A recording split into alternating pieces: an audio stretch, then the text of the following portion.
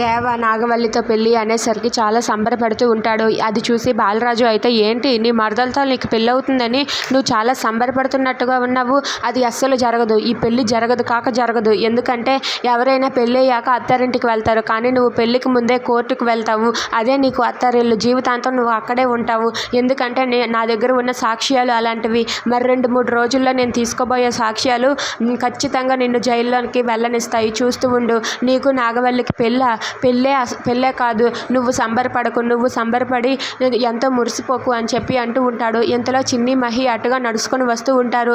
అలా చిన్ని మహి వస్తూ ఉండగా బాలరాజు అయితే చిన్నిని చూసి, అమ్మ మీరు ఇంటికి వెళ్ళండి, నాకు చిన్న పని ఉంది, నేను చూసుకొని వస్తానని చెప్పి బాలరాజు అంటాడు. అది వెనకనే దేవ అయితే, వీడి పని ఏంటో వీడి ఆటలేంటో నేను వెంటనే కట్టేయాలి, వీడు ఎక్కడికి వెళ్ళకున్నా మాకు పెళ్ళైనంత వరకు వీడు ఒక బందీగా ఉండాలి అని చెప్పి దేవ ప్లాన్ చేస్తాడు. ఇక మహితో అలా బాలరాజు చెప్పగానే అక్కడ ఉన్న దేవ అయితే ఇలా అంటూ ఉంటాడు, లేదమ్మా మళ్ళీ ఇంటికి రాడు, బాలరాజు వెళ్ళాడంటే మళ్ళీ రాడు, ఏం చేస్తారో మీరే చెయ్యండి అంటూ దేవ వాళ్ళిద్దరితో అంటూ ఉంటాడు. అది వినగానే బాలరాజు అయితే, ఏంటి వీడు ఇలా మాట్లాడుతున్నాడు అని చెప్పి అనుకుంటూ ఉంటాడు. ఇక చిన్ని అయితే వాళ్ళ నాన్న మళ్ళీ వస్తాడో రాడో అని భయపడుతూ తనైతే కంగారు పడుతూ ఉంటుంది. అది చూసి మహి ఇలా అంటూ ఉంటాడు, చిన్ని ఒక పని చేద్దాం, అంకుల్ని మనమే దగ్గరుండి తీసుకుని వెళ్ళి తీసుకువద్దాం చిన్ని అని చెప్పి మహి అంటాడు. దాంతో బాలరాజు అయితే సరే అని చెప్పి అంటాడు. ఇక బాలరాజు అలా వెళ్తూ ఉంటే దేవ అయితే, నువ్వు నాగవల్లికి నాకు పెళ్ళైనంత వరకు ఈ కాంపౌండ్లోనే లేకుండా చేస్తాను రా, చూస్తూ ఉండు అని చెప్పి దేవ అనుకుంటాడు. Please subscribe.